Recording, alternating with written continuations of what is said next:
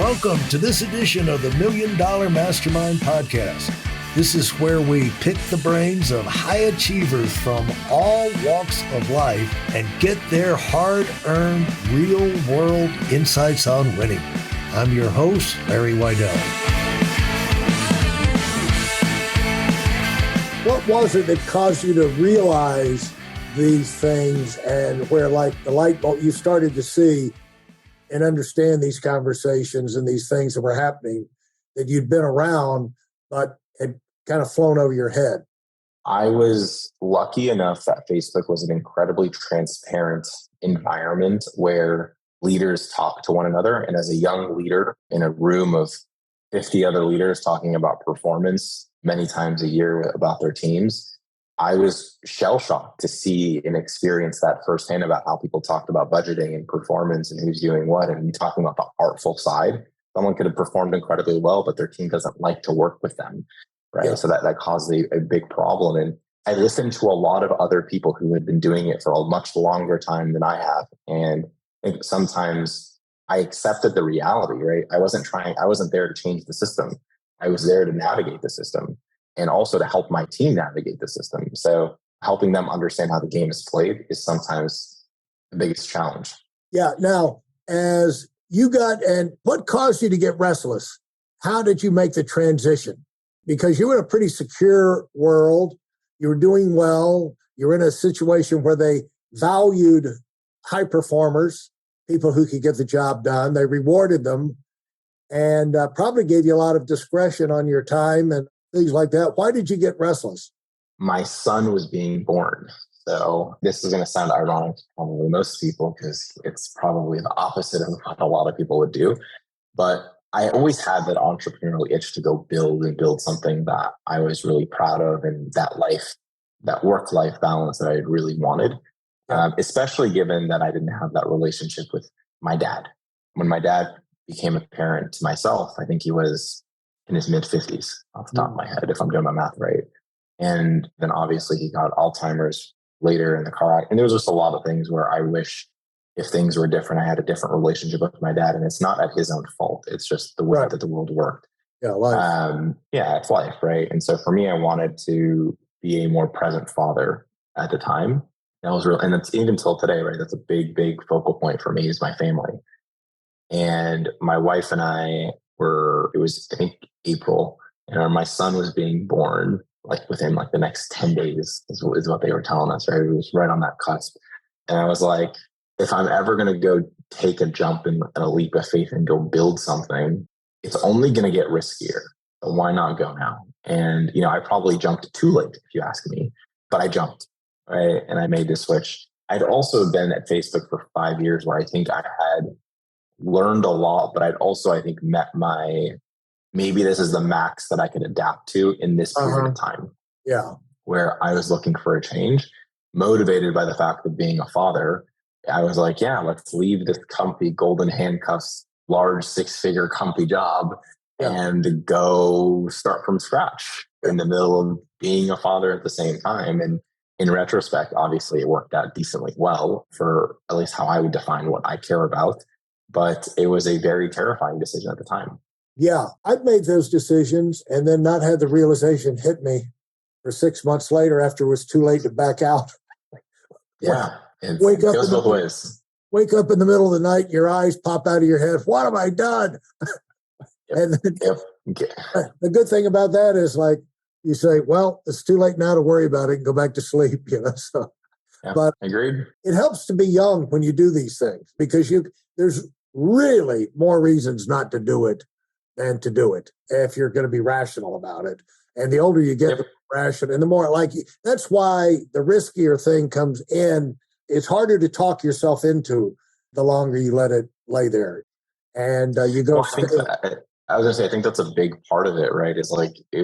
I think younger people oftentimes see risk very differently, right? And when you're 5, 10, 25 years into your career, you ask yourself, I should have done it back then, right? Yeah. And you just don't know what you don't know. And again, I had incredible mentors around me who, even my manager and mentor at the time at Facebook, he understood. He was like, go do your thing, right? You have this itch, go do it. If you want to come back, let us know. Well, why was real estate your thing? Other than that's the thing for everybody in California. Why was real estate? Yeah. Were you messing with that? Were you getting a little education in advance before you left, you find yourself getting more and more intrigued with that industry? Definitely, right? So I didn't jump into real estate. It was the first thing. I had been doing it while I was at Facebook. And the main thing and the main reason is I was a younger individual with a high income living in California where I needed to think about taxes and different strategies and Right. different diversification. And as I learned more about the industry and specifically the short-term rental industry, which is what we're in today with Airbnbs, I recognized the gaps were just so large. And as someone who was conditioned at Facebook by culture there that everything should be automated, why don't we have technology for this? You're going to do it more than once. Why isn't this built? And just being around such advanced everything. And obviously I can't talk about everything that happened at Facebook, but everything that you saw and experienced there, whether it was behind closed doors or not, you're like, wow, this stuff can actually exist. It's possible. And then you enter the real world or even the real estate world where everything is so archaic and dinosaur. And I can't tell you how many times I've gotten so frustrated with something in the real estate world where I'm like, I don't understand why this has to be the way that this works, right? Because there is a better way, but no one's adapting it to it because you just don't want to, right? And that to me poses the biggest opportunity of an element of disruption. We're not here trying to change the world necessarily with what we do, but we recognize an opportunity to simply do all the things that people weren't, right? And that's us reinventing the wheel in the safest of forms. Well, this is why it's the government running real estate. It's why you don't have Meta, like you said, money motivated, conquer the world vision. No, bureaucrats. It's not that things have to be that way. It's just that the people who are in charge, they're for a period of years or whatever, and there's not a lot of benefits to them for rocking the boat. They're not going to get a big slice of all the sales that are increased in California because of a change they make in the real estate licensing process. And you're dealing with bureaucrats. And so that's why. Agreed. I mean, look, it's part of the game. Yeah. And so as you went in there and you said, okay, I am going to make some changes, and you came up with this, were you just making sales when you started? Real estate? As a realtor? No. I've never been a realtor and never will. So what we did, surprisingly, maybe not surprising to many, is we wrote software for the real estate space because, coming from tech, the way my brain works is why can't software fix this or help this, right? Or something along those lines. And the first product that we came to market with in the STR space was about discovery of short-term rentals, right? And it was what we thought a great idea. The problem was it was high churn.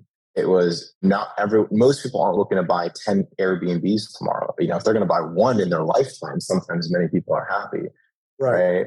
And so we built a product for an avatar or a persona that didn't exist. But the good news with that is we learned so much that we eventually pivoted that allowed us to build a company today that solved the pain point of the user, right? And that's the tech mentality that you have in building a business that I think the real estate industry often lacks, right? Real estate often is transactional. Given your example of, say, being a realtor, we weren't trying to be transactional. We were trying to own the entire stack of real estate, because if we could own the entire stack of real estate in short-term rental space, we could own our own futures rather than transacting within it. So now explain how you went, what the concept was to own that. With the software, how would that work? Yeah. So today, we don't license our software. We're actually not a software company. We have real estate fundamentals, but we build our own software internally that allows us to scale and operate to the success that we do. And what we did is we solved for the human pain point, which is in short-term rentals. If you want to own your own Airbnb, it's a lot of freaking work. You got to find it, design it, furnish it, run it, operate it. And so for us, we offer a passive opportunity where you don't have to do any of that. You simply write a check, you join a portfolio like ours and other investors across the country, and we do all the work. We find it, we design it, we furnish it, we lead with data, and we operate the property ourselves. We design it ourselves, we renovate it ourselves, We own every single part of it, which means we can control the experience for our investors. We can control the experience for guests, and we can drive the best profitable type returns, right? Oh, is it short term? Is it Airbnb exclusively or short term rentals exclusively? Yeah, so it's short-term rentals exclusively. Airbnb obviously is behemoth in this space, and it's used as the verb and the noun. But yes, all we do is short-term rentals. Yeah. And so also the financing. Yeah, everything. Yeah. Yeah. And so, well, the other deal is that I got the idea from reading a little bit about your software and everything, that in terms of finding and identifying the properties that are worth going and getting, you've got that down to a high-tech science too, haven't you? Yep. Yep, exactly. And that's the approach that we take with the way we operate, with what we buy, everything. Yeah, you put it through the rinser and the non-accepted ones just automatically get thrown out. It's not a big debate. They're just tossed. You go, you're like, you built this to me. It's kind of like they have the, on television, back when I used to watch television, the reality gold, looking for gold in the Amazon or in Alaska, and they have the big grinding machine and they go through a mountain and then they get a handful of gold. Yep, exactly. And even then, right, there was probably a better way to do it. Yeah. Right. But what do all the movies show you in history tells you is you had everyone coming through with a shovel. Yeah. Right. And trying to do the same exact thing. Yet what did we learn? It was the person selling the shovel that actually made the most money, and probably whoever had a shovel infrastructure at the time could support that. Yeah. Right? So those are the types of things that, I think people recognize sometimes a little too late. Yeah. And it's complicated because now you have or I don't know, I don't keep up with it that much, but the whole idea of the hedge funds coming in and buying up gobs of houses wherever they can find them and paying whatever price. They don't worry about quibble over the price. They just want to gobble up all the available houses in a neighborhood.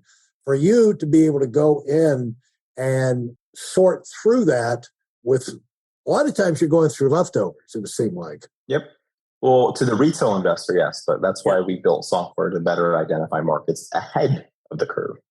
And the great thing that I like about what you're doing, and this is why people are either going to get in this game or you're going to be beaten by the people who use it. And that is, you don't have to buy, like if you want to get in the Airbnb, you don't have to do it in your neighborhood. Correct. And it's terrifying not to. Yeah. You can be in Alaska. You know what I'm saying? Yep. Precisely. And people will become more comfortable with that over time.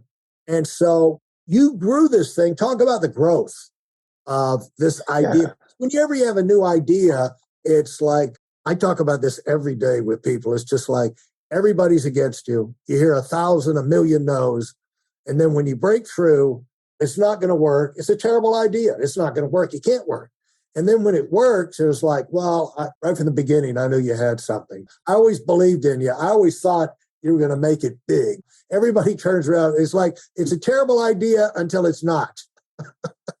Yeah, we heard a ton of no's, no doubt. And we've experienced great growth. But for us, our growth in terms of how we measure it is obviously being in our investment space is by equity. And we're over $50 million in 2 years. And that's really valuable and important to us because it allows us to scale our real estate portfolio for us and our partners. Let's talk about that. You started, everybody starts with zeros. And we're in business. We're rolling. We've got a new idea. Let's put it together. And the odds are against us. Most new businesses fail. And so we're running into a stream of no's. And then 2 years later, 1 year later, where are you? A year after we started, I think we were right about 20, 25 million. And what is that? It was what is that? 25 million in equity raised. So for us, we measure our growth by equity under management. So that's meaning how much people investing in your platform, right? People investing in the assets that we buy, the real estate. Right. And so how did you get the word out about it? How did you break through? Yeah. You went one by one.